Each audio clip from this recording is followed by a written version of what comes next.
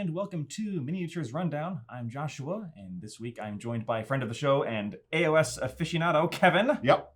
And we're here to talk about General's Handbook. General's Handbook 2023, the Winter of Our Discontent. Literally. Yeah. So, top-down view. Overall view, what do you think? I mean, top-down view, obviously this is a big buff for wizards, specifically like foot wizards. Only foot wizards. Yeah, only foot wizards. There is some little pieces of candy in there for other people, for other things too. But but mostly it's there to, like last season we had Galatian Champions, which was foot heroes, and encouraged you to get a lot more play out of your foot heroes. This one's encouraging you to get a lot more play out of your foot wizards. And a lot of the mechanics of the battle plans and other facets of the realm rules interact with that. So overall, positive or negative on it? I'm positive about it, and that's coming from a dwarf player who doesn't have magic, who doesn't have wizards. I read through all of the battle plans and all of the realm rules and stuff, and even though I don't play with a whole lot of wizards in the armies that I play with the most, I think there's still a lot of interesting things in here to play with, and knowing that I will be facing more low wound count wizards makes me happy in other ways. Ways involving guns and shooting them off the table. Solve it with some black powder. That's fine. Faith, steel, and gunpowder. Right. Except no faith because they're dwarves, so they don't care. Right. But yeah, so that's my top-down view. What about you? How do you feel about it? I'm with you. So when Mitchell and I first talked about this on the Sunday preview rundown way back when, we expressed consternation because magic is such a feast or famine mechanic by its nature, and you and I talked about this quite a bit. Right. But when we say that, reading this, I realized that that's not actually true.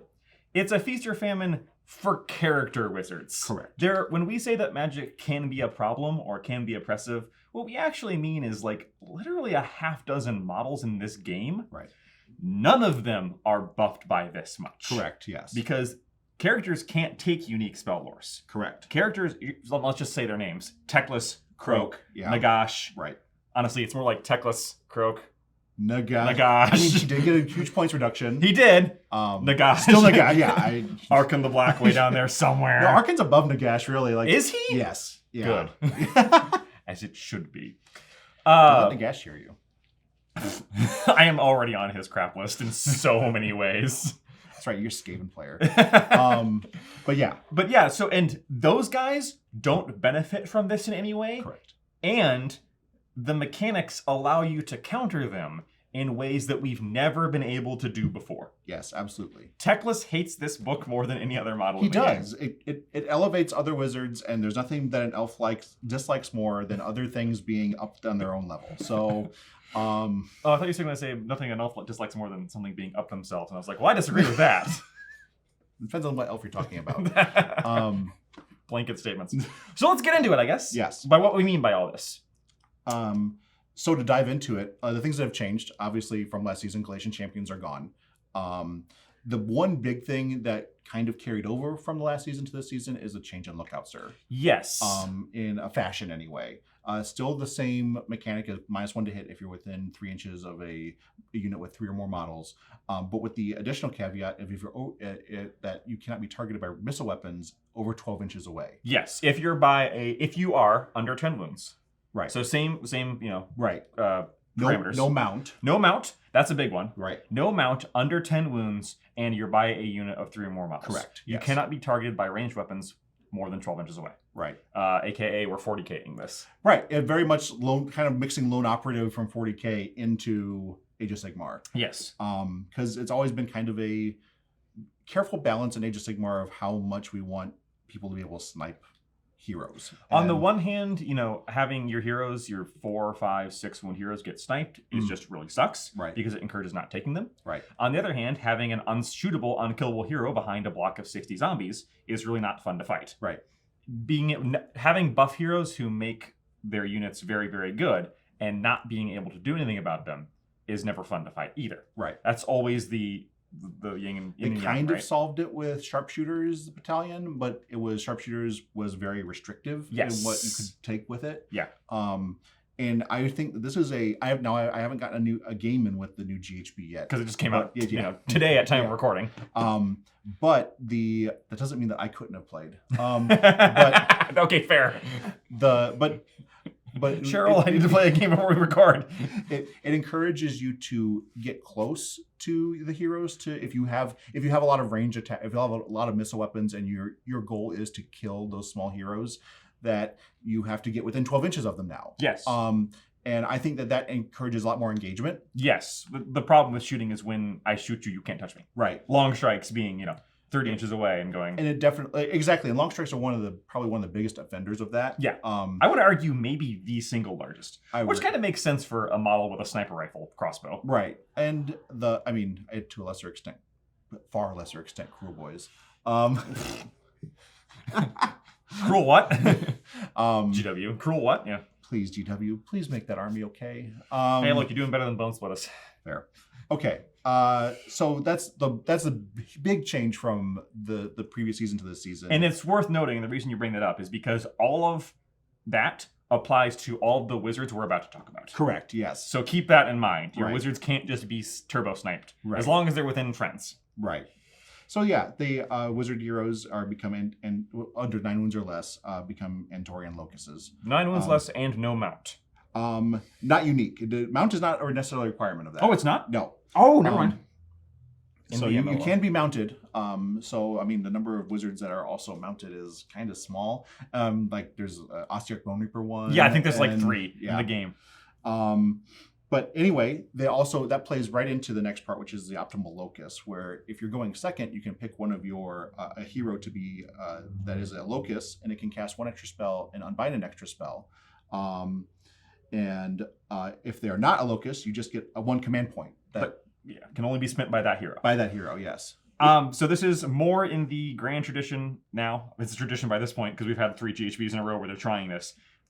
Go second. Right. They're trying, and it's kind of a weird thing because if you talk to a lot of high level players, they'll often tell you that they often give away initiative when they win initiative. Exactly. You usually want to go second anyway because you want the chance for that double turn. Right. So that's why I don't get this. Like, we don't need to encourage going second. We need to encourage going first.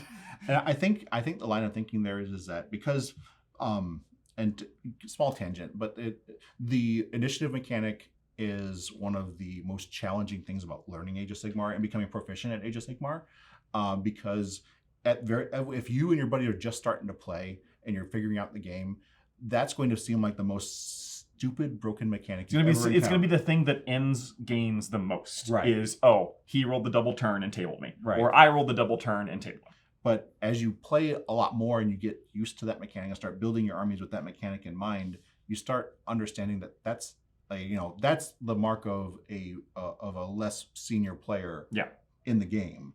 And oftentimes taking the double turn, a good player will have already planned for being on the receiving end of the double turn. Yeah. So as it ends up, neither player, players of equal skill, may not want to take the double unless they know they can get a killing blow in. Right.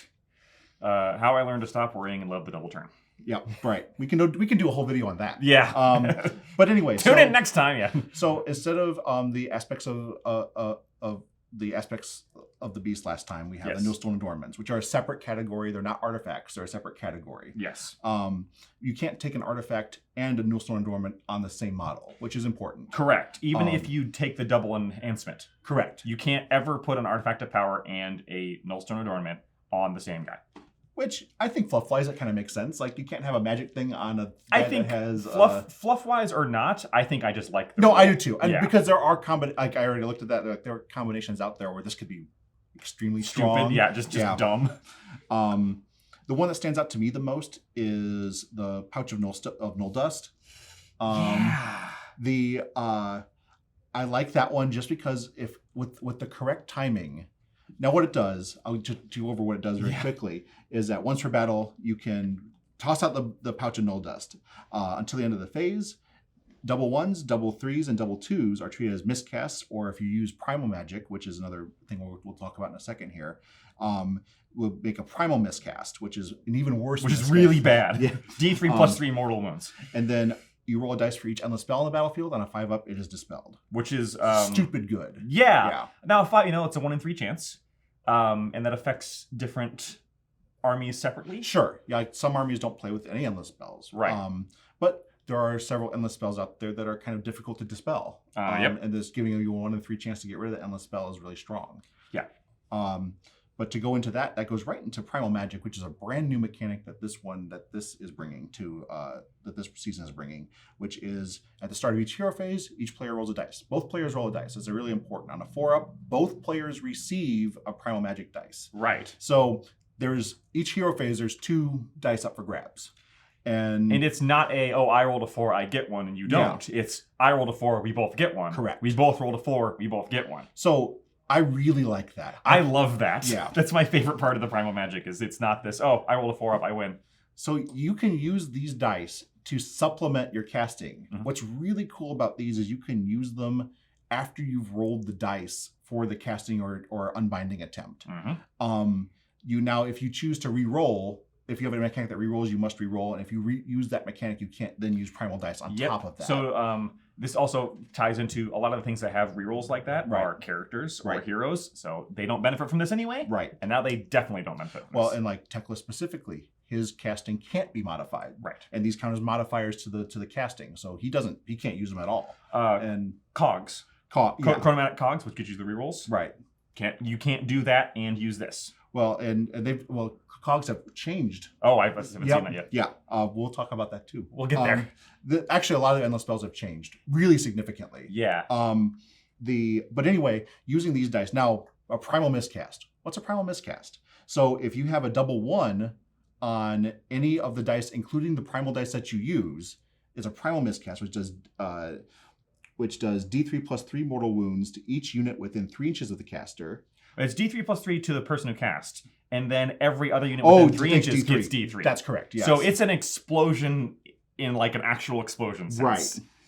Right. Now you can also get if you get double 6s, it's successfully cast and cannot be unbound. Right. But then that wizard, you get another Primal Magic dice, but that wizard can't cast any more spells. Correct. They're just tired out. And that's also not a choice. Right. So if you have and now granted, non-hero triple casters are rare, but they do exist. Mm-hmm.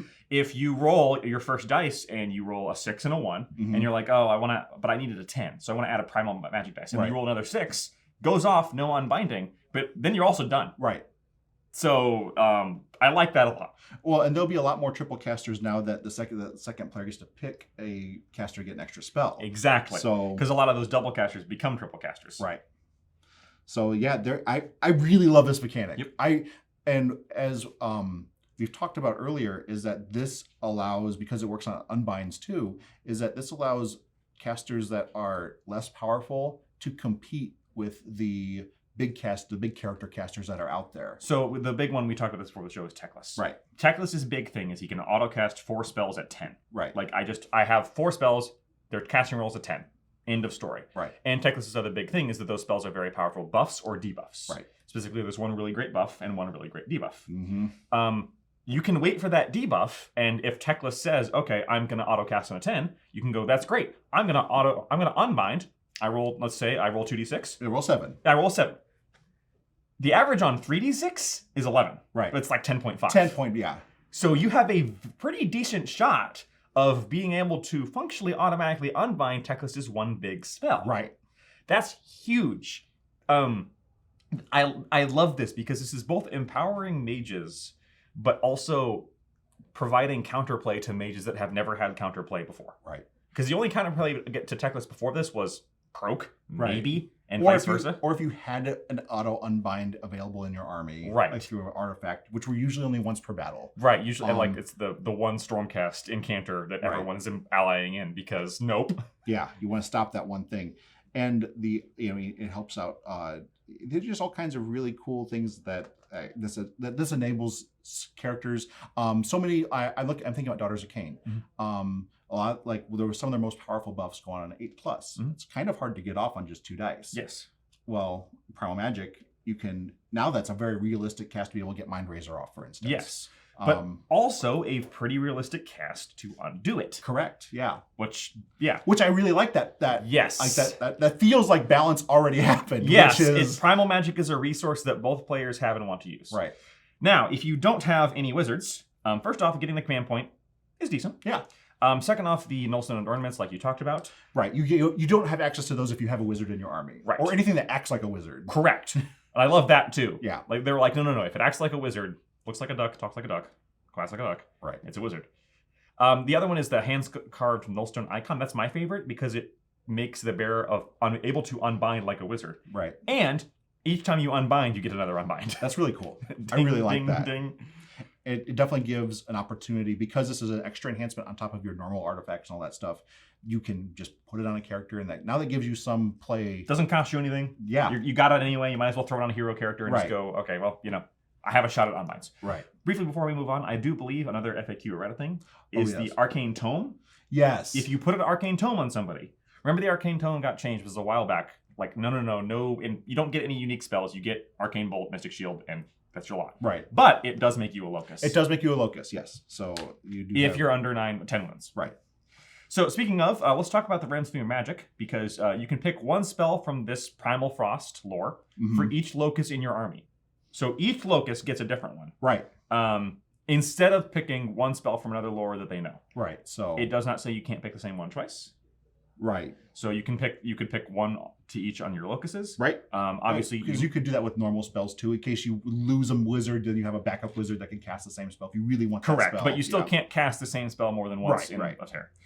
I think your favorite you said was Merciless Blizzard. I like Merciless Blizzard just for the entertainment factor. It's probably not the best spell on this list, but it's hilarious. So spell that has a casting value of 12, not a typo, right, and a range of 12. That 12-inch range can never be modified. You can't cast it through a portal. You can't do nothing to it. It's no spell portal, no skinks. Yeah, just no tricks. No tricks. Get within 12 inches, you monster. Successful, pick one enemy unit within range and do 46 mortal wounds.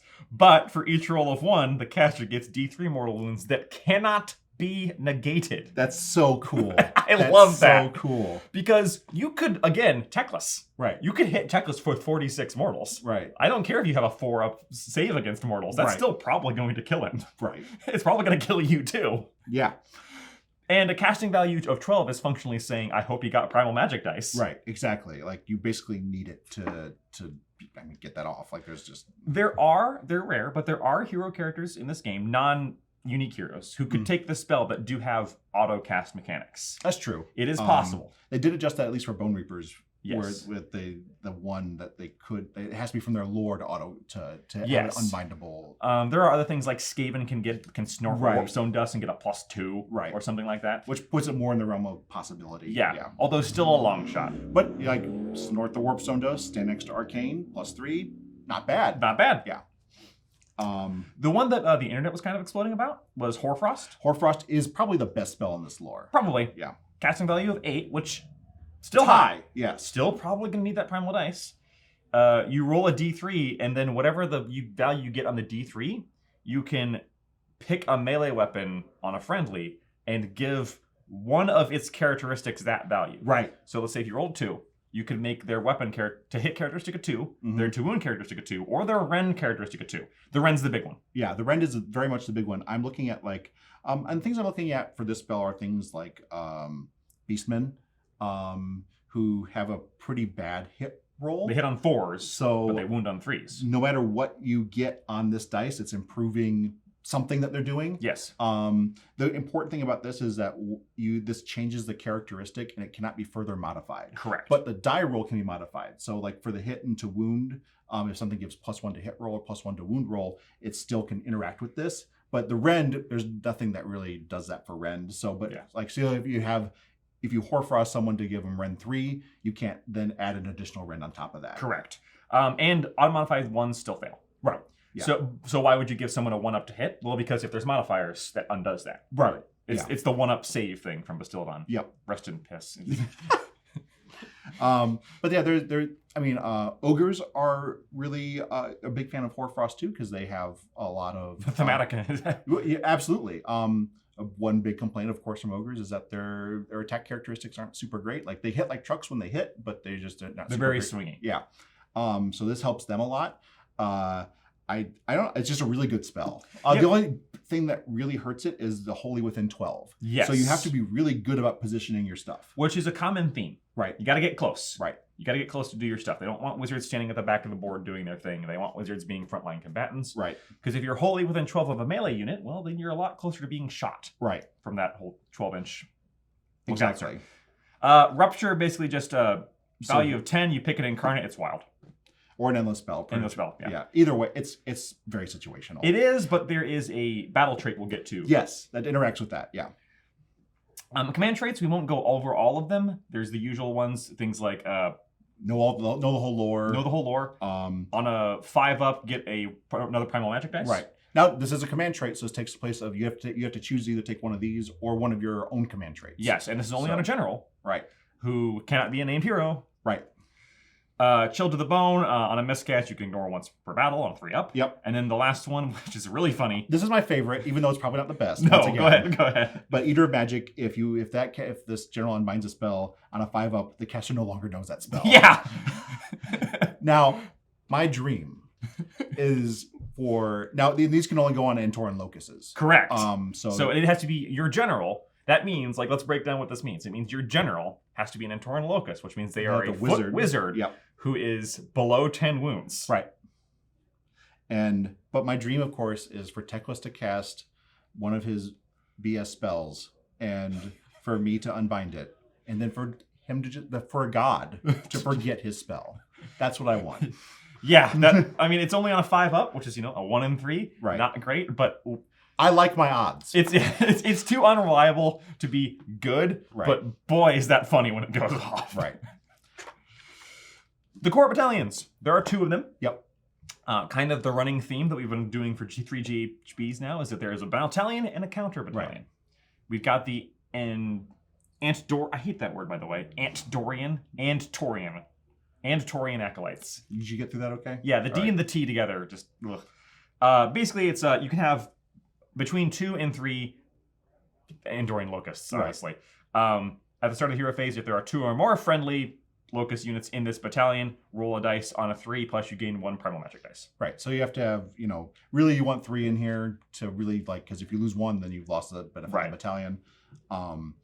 And it has to be, and the important thing for both of these is that the champion that fits into both of these cannot be unique. Correct.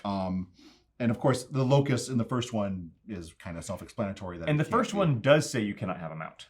Oh, it does. I think that's why I was confused. Oh, because this one, you cannot have a mount to fit into this slot. Right. Here, yeah. You probably, the only reason you don't want to bring this is if you're going for the 1-drop. Right. I think. Because Primal Magic is very powerful. Mm-hmm. Having access to extra above your opponents is... Yeah. So on a 3-up, that's pretty decent. Because the command trade's on a 5-up. That's right. Not, so you kind of gamble. Like you're going to get a couple Primal Magic dice every game out of that. Right. But, a 3-up on every hero phase. Mm-hmm. That's very good. Then there's the Wizard Finders of Antor. So it only requires a champion and 1 infantry unit. But you can also put another infantry unit and a monster. And a monster, a behemoth that is not a leader. Right. So the cool thing about this is you can say that they're going on a wizard hunt. And anyone in this battalion can go on a wizard hunt in the combat phase, and you pick one of the weapons, they get +1 to attacks with that weapon. Yep. It's obviously really good on larger units. 1 melee weapon. Not ranged. Not ranged. Yep. So we're not shooting crossbows at wizards. Which witch hunters everywhere are mad because right. They know the best way to get a wizard is to shoot it from 40 feet with a pistol. Right. But the cool thing about this is I think about Daughters of Cain again. Cheryl and I were talking a lot about this, the implications of this, and witch elves being wizard hunters. Yeah, they already get 3 attacks apiece, so giving an extra +1 attack against a big monster hero because they don't have to be attacking an Antoran Locust. They start attacking a wizard. That can include Archeon, Teclis, Nagash, a Sons of Behemoth with the Tome of Arcane Tome. Yep. Lots of things don't like being attacked by this, which is great. Yeah, I think this. Once again, as Josh mentioned, there's play and counterplay within these battalions. I think they're both good in their own way. Wizard Finders is probably a little less good than the acolytes. Yeah. Only because you're not ever guaranteed to be playing against wizards. And in that case, this is a wasted battalion. It doesn't do anything else outside of that. Right. Also noting you cannot put wizards themselves in this battalion. Yeah. Yeah. That's very fair. Yeah. I'm trying to think of what like behemoth non-hero monster I'd even want to put in this though, and there aren't that many in the game. That's a problem with Age of Sigmar though, where hero monsters are way better than normal monsters. So I'm thinking of like there are plenty. Beast of Cats are a good example of this. Like you could put a Gorgon. They're probably the premier example of good behemoths that are not leaders. Right. Terrorgeists. Oh yeah. So giving an additional attack to those jaws is really strong for a Terrorgeist.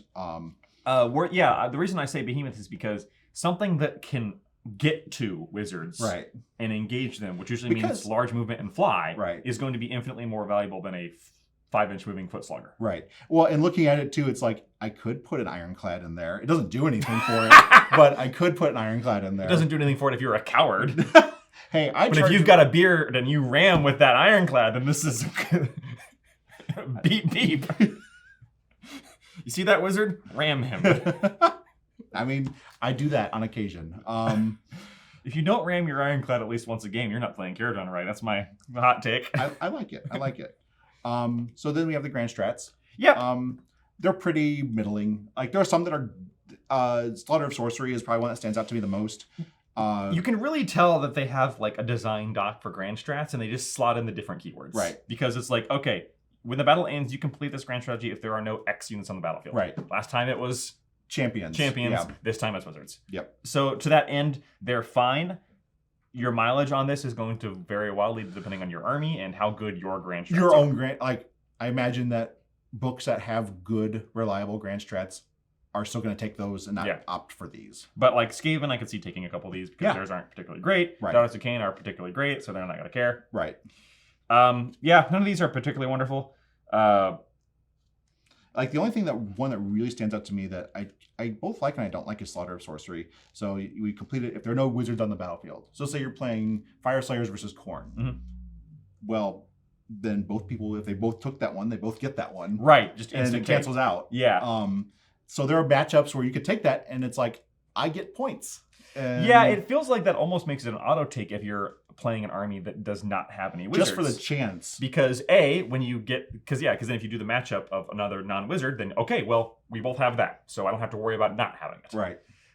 And B, if you're playing Fire Slayers and you're fighting someone who has wizards, you probably want to kill them anyway. Right. Because that's kind of like a lot of the things in this book encourage that. Yeah. So yeah, maybe too good. Magic Made Manifest is just bad. Yeah, 2 or more endless spells or incarnates on the battlefield that are controlled or bonded to friendly units. Which, to point out, that does imply that there's another incarnate on the way. We've been hearing that for a year now. Uh-huh. Like there's been lots of rumors of there's another incarnate coming. There's another incarnate coming. A lot of people thought this was the chance because it's in a different location now. I think it's coming in one of the Dawnbreakers books. That's my guess. Yeah. So. And then the battle tactics.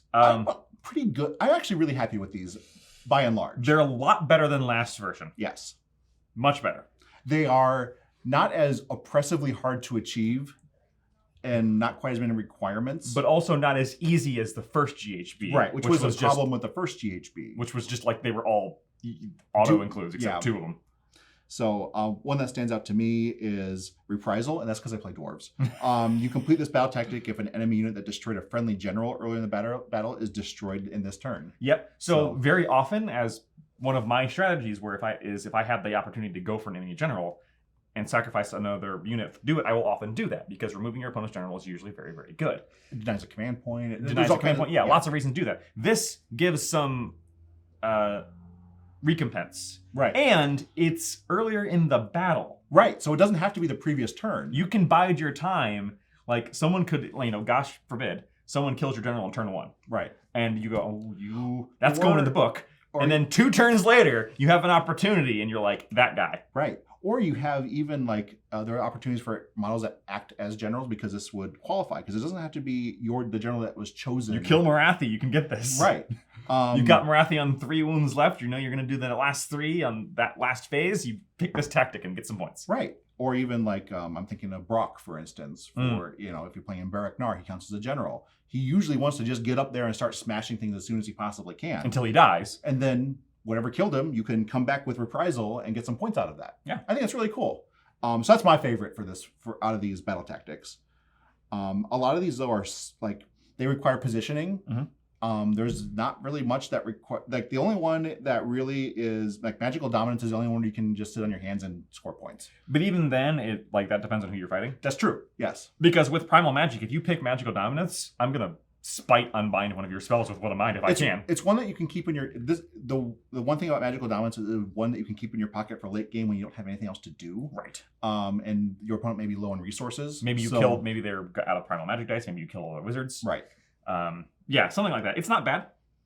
But all of these are like, the only one that's kind of like mechanic heavy is Endless Expropriation. Which calls back to that one spell. Right. Because there's the one spell that basically you can make an incarnate go wild. Right. This one is, you pick an enemy unit that is controlling or bonded to an endless spell and incarnate, and you complete the tactic if you kill the unit, Yep. or the spell is wild, the spell is controlled or bonded to a friendly unit, Right. or the incarnate is wild. Right. So in theory, you could pick that unit, pick that incarnate, use that one spell to make it go wild. Right. And then you just score your tactic. Right. Yeah. That being said, I don't think people are taking the incarnate nearly as much as they used to. It's kind of making a comeback in some lists. Okay. KO are taking it now a lot. It's a big melee thing. That's going in the book. Yeah.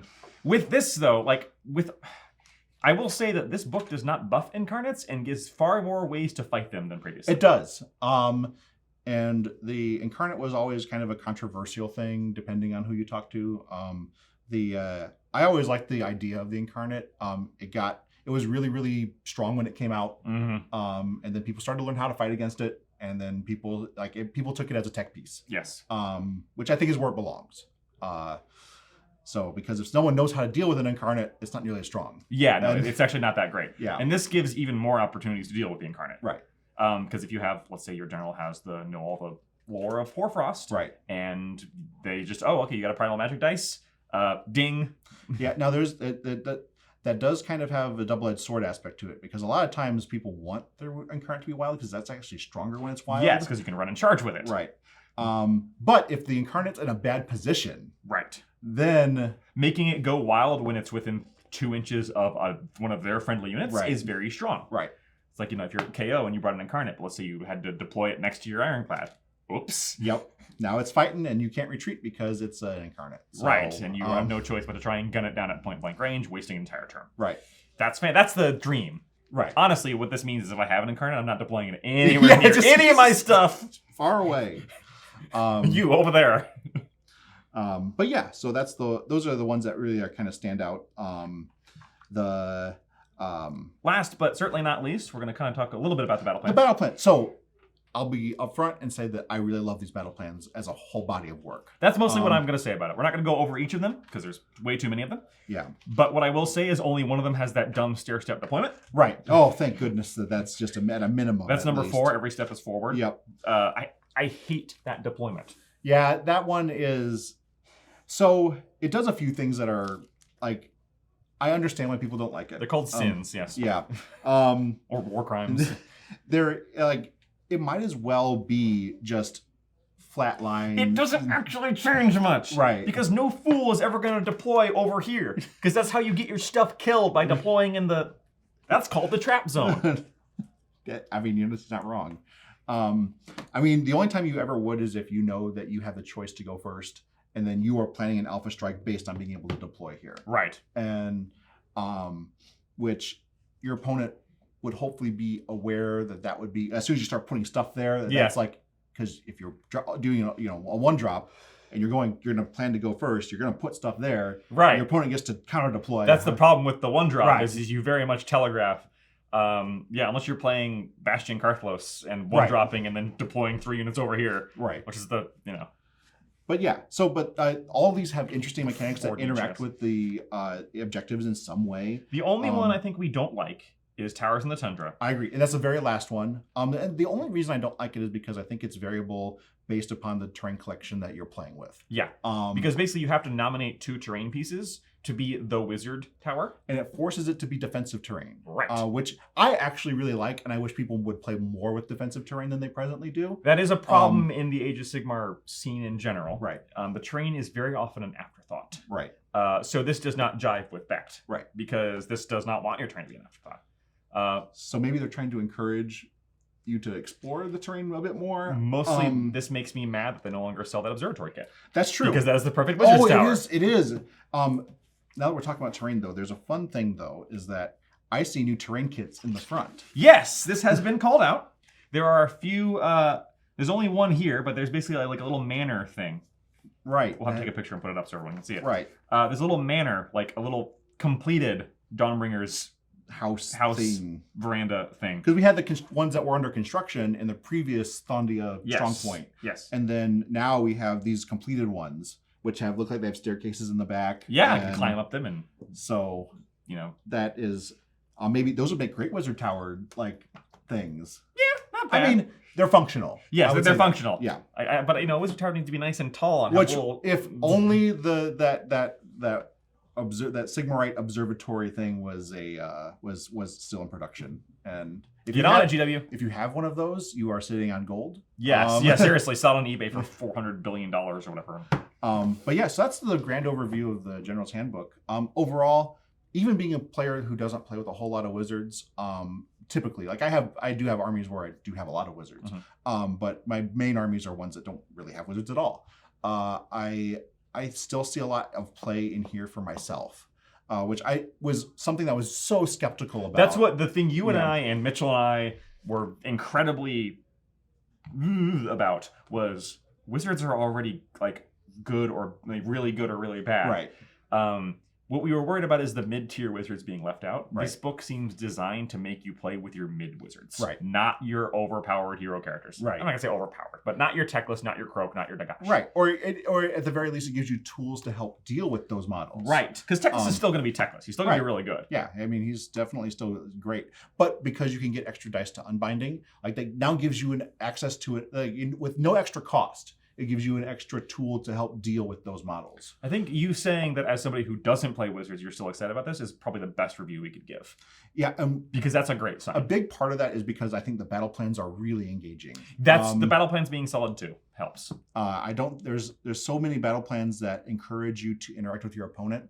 And I think that's always good for the game. Yes, the worst thing the game can be is castles. Right, and Age of Sigmar has progressively over these handbooks done a good job of moving away from being able to sit in your deployment zone and score points. Right. The only thing that I still have skepticism over is this being a year-long General's Handbook. Yeah, I did want to end with that because you had a great theory, and I don't know if it's a theory, it's probably mostly fact, right? That GHBs tend to get solved, so basically figured out after about 3 or 4 months. Right. And then you spend the next 3 months playing in that meta. Playing in the solved state. Right. What's going to happen with this is that we're going to solve this in 3 or 4 months, and then 9 months. So the only thing that could really interfere with that is, they do have opportunity to release battle scrolls that completely change the landscape. Correct. Or what comes out in the Dawnbringer books could also be things that completely change the game. Yep. Like another Incarnate could completely change the game. Yes. New books. So because we're going to get Dawnbringer Crusades. And Flesh Eater Courts are still to come out yet. And there's another book on the horizon. Which we don't know what it is yet. Clearly it's Chaos Dwarves. So not to go on too much of a tangent, but I have seen some rumblings that may be more accurate than just a meme. Oh, so have I. Yeah. We've all seen them. Yeah. But I am definitely skeptical of this being a year long, and of course, leading into, I believe that this is a lead into 4th edition Age of Sigmar. It is. 4th edition's coming out next July. So put a pin in your calendar. Yeah, I will bet you. Which is exciting. Not to go on too much of a tangent about what I would want for 4th, but I think that the core mechanics of Age of Sigmar right now function perfectly fine. We do not need a 10th edition style reboot. No, we do not. We don't have that problem. Nope. I think that really it just needs all the things that GW has learned through the process of 3rd edition and all the General's Handbooks, just getting incorporated into the core rules and just a relook at how terrain and movement works. Yes. That's the one big complaint I have about Age of Sigmar is that those rules are just not very good. The terrain is secondary. Right. The terrain is a thing that's in your way. Right. Like, it barely even stops shooting, you know? Yeah. Like, it's not like 40. Yeah, terrain. 40K does terrain better, which is weird It to does. say. It does. There's more shooting, so it kind of requires that Yes. the terrain be better. And that's why. Right. I would like to see Age of Sigmar, but that's a different video. Yep, absolutely. Overall, I share your consternation about this being a year long. I will say that if I had to pick a GHB to stare for a year at, this is the one. I think I agree with that. Like, once again, I haven't played any games with it yet, but I think just giving the overall view and having read through the whole thing pretty in depth, I believe that I would agree with that statement. Yep. So that's it from us this time. Thanks for joining me, Kevin. No problem. We're also going to talk about next time the endless spells because we want to dive in those a little longer. Yeah, I think that's worth more of a conversation. Yeah. Yes. So we will stay tuned for that. We'll be doing that next time. All right. See you next time.